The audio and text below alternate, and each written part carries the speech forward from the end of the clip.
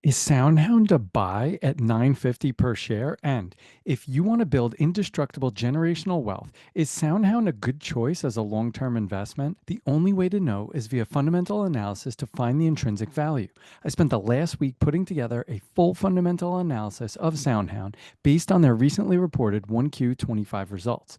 Trading at 950 per share, I currently have a hold rating on SoundHound stock. In my research, I discovered 5 things that got me very excited and 6 red flags to watch out for with SoundHound. So, what did I discover? What is my value for SoundHound stock? And what is an ideal entry point should you decide to become a SoundHound shareholder? Are you an investor in SoundHound stock? Why or why not? Let me know in the comments below. In this video, I will cover SoundHound's recent results and what everyone is missing, what I think about SoundHound stock and what my analysis uncovered, what Wall Street smart money says and how that can impact your portfolio, and how you can use this information to build wealth and what you must do if you decide to buy. If you're enjoying this, please smash that like button. SoundHound presented investors with many promising nuggets in their 1Q25 results, which I am about to cover in detail. Let's get started, shall we? Let's cover the red flags first. SoundHound has never been profitable. It's been running substantial net losses and negative cash flows since inception and may continue to do so for the foreseeable future. If hefty losses continue, they'll eventually need more capital. Management has set up a stock issuance program to raise funds gradually if the company needs them. Existing shareholders could see their ownership diluted if the company issues a lot of new shares to raise cash. Voice AI is a hot field with big tech competitors like Amazon's Alexa, Google's Assistant, and Apple's Siri, amongst many others. These giants have vast resources and could challenge SoundHound market share or pressure pricing. We should probably talk to our new tech. The Amelia and Sync3 acquisitions compress gross margins down to 40% from the 70% plus that they had historically. It's critical that management executes on identified synergies and realizes these efficiencies to boost margins. With 28% of the shares outstanding sold short, this suggests that investors are skeptical about the fundamentals. And it can also result in significant stock volatility, like the short squeeze that we saw at the end of December, bringing the stock to almost $25, only to fall 50% a couple weeks later. In mid-February, we learned that NVIDIA sold its entire 1.7 million share stake in SoundHound AI stock. This caused SoundHound to drop 28% in only one day, going from 1525 to 1096. That's a big drop. Here's what got me really excited. Q1 25 revenue was $29.1 million, a 151% year-over-year increase, making it the company's best Q1 ever. Management even felt confident enough to raise the full year 2025 revenue outlook to 157 to 177 million, roughly an 85 to 109% growth compared to last year. The CFO stated that they expect to achieve EBITDA profitability by the end of 2025. The company's backlog of nearly 1.2 billion, which is up 75% year over year, is in cumulative bookings and subscriptions and gives visibility into future revenues. As of Q1 25, no single customer accounted for more than 10% of revenues. Over 30% of the top 20 fast food brands use SoundHound's voice AI technology. In financial services, 70% of the top 10 global banks are SoundHound customers in some capacity. This diversification protects SoundHound's financials and ensures that they aren't reliant on one big customer. That's how we work. SoundHound's voice AI is now more accurate than human drive-through workers, achieving over 90 to 95% accuracy after initial deployment. QSRs and fast casuals have to be on the cutting edge of technology because their market base is changing so quickly. With consumers these days, they want speed, they want convenience, and the market's not meeting them with what they're expecting. Their Polaris engine benchmarks 30% better than Google's, with lower latency and reduced model size, which means it's cheaper to run. This is what everyone is missing. SoundHound talks about agentic AI, an AI that acts as an agent on your behalf, and they're positioning themselves to lead this trend. The fact that SoundHound is already in both cars and restaurants and other verticals gives it a head start in building this interconnected world. Certainly amazing technology. When it comes to any stock, I let the numbers tell the story, and that involves looking at the company's 3 financial statements.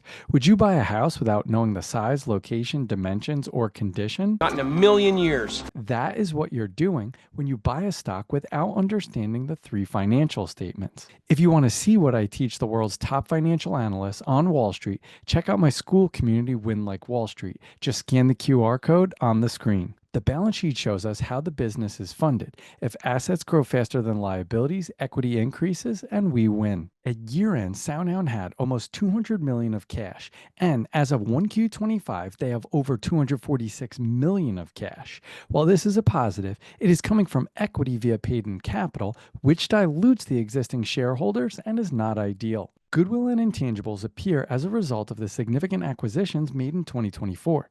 Sync3 provides voice AI for the restaurant industry, enabling smart ordering and dynamic drive-through. Amelia, a leader in conversational AI, expands SoundHound's reach into healthcare, insurance, and financial services. Retained earnings is an increasingly negative number, which will continue through our projections.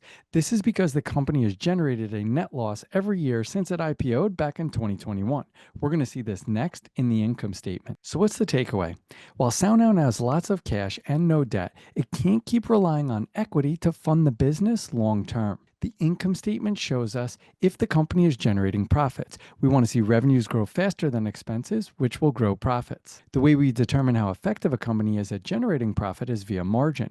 Revenue minus expenses equals income. Income over revenues equals margin. If a company has higher revenues and lower expenses, it will have higher margins. If revenues grow faster than expenses, margins will get bigger or expand, which is what we want to see. Revenue has grown 4x in the last 3 years, going from $21 million in 2021 to over $84 million in 2024. The revenue growth rate has increased each year, which is very promising for investors. Gross margin has steadily decreased over the last year, which means that the business is less profitable. This is due to the previously mentioned 2 major acquisitions that the company did in 2024. Hopefully, management can return margins to the 70% plus range that they enjoyed from 2021 to 2023. EBITDA has been consistently negative, and it doesn't turn positive until the very end of our model. This is because operating expenses are significantly higher than revenues. While the trend is downward, it has to be below 100% in order to generate profit and value for investors. So what's the takeaway? While the growth in top-line revenue is absolutely incredible, SoundHound needs to get a better handle on its expenses to create long-term value for shareholders. The cash flow statement tells us where the cash is generated by the company, and there are 3 buckets. Operating, which is cash the company generates internally. Investing, which is cash demanded for long-term growth. Financing, which is the cash the company generates externally. When we add these 3 together, we get the net change in cash. We want to see companies generating cash, making this positive, not losing cash, which would make this negative. Operating cash flow is negative and gets worse until it inflects in 2027. This is primarily driven by the growing net losses that SoundHound is generating. The good news is that we see low CapEx, and this is not a CapEx intensive business. This is because technology produces a service rather than a physical product. The business is primarily being financed with equity, with 5 times more financing coming from equity relative to debt. In late January, the company agreed to a shelf registration, allowing up to $250 million more equity to be sold. And there is potentially significant future equity earnouts due to the Sync3 acquisition as well as the Amelia acquisition. So what's the takeaway?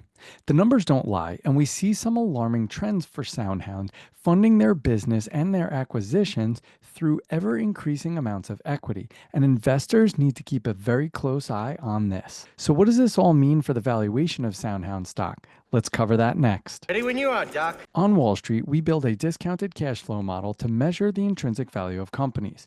Because companies generate cash flow and we projected the 3 financial statements, we could take these future cash flows, discount them back to today to get a current intrinsic value for the company. We cannot do this type of valuation with crypto, baseball cards, or art because they have no cash flows. If you want to learn how to build financial models like we do on Wall Street, scan the QR code on the screen to join my school community, Win Like Wall Street. Also, you could check out the step-by-step video I did on building a DCF model, which includes an Excel file. The link to that video appears above and is in the description. As you can see on the left, we take specific line items that we projected from the 3 financial statements. We use these items to calculate free cash flow to the firm, or FCFF. To this, we add a terminal value, which is the value from the end of the model out to infinity, because the company does not stop operating when our model ends in 5 years. We discount these cash flows back to today to get to total enterprise value. To get to equity value, we strip out the debt, we add cash, we strip out non-controlling interest, we add associate investments. We get an intrinsic equity value of $4.3 billion. We divide by the current shares outstanding, which gives us an implied share price of $10.72. Compared to the current share price of $9.47, that's a 13.2% discount, which is a hold rating. On Wall Street, if a stock is trading at greater than a 20% discount, it's considered a buy because it provides a margin of safety. I'll give you an ideal entry point to buy SoundHound stock later in the video. So what does Wall Street have to say about SoundHound stock? Let's cover that next. Let's see what they have to say. SoundHound has received varied opinions from analysts reflecting both optimism about its growth prospects and caution regarding its financials. D.A. Davidson adjusted its price target downward from 13 to 10, reflecting market conditions. They noted impressive revenue growth and increasing demand for SoundHound solutions in various industries. Wedbush maintained an outperform rating, though they reduced their price target from 22 to 15. They emphasized SoundHound's expanding total addressable market and momentum in AI-driven voice solutions. H.C. Wainwright maintained a buy rating, reducing their price target from 26 to 18. They highlighted SoundHound's strong positioning in voice AI and potential for significant growth in the automotive and enterprise sectors. CapIQ gives me a sense of how other analysts on Wall Street view the company. Only 7 analysts cover SoundHound on Wall Street, which is very few. The target price range is from a low of $8, which is a 16% decrease, to a high of $18, which is a 90% increase.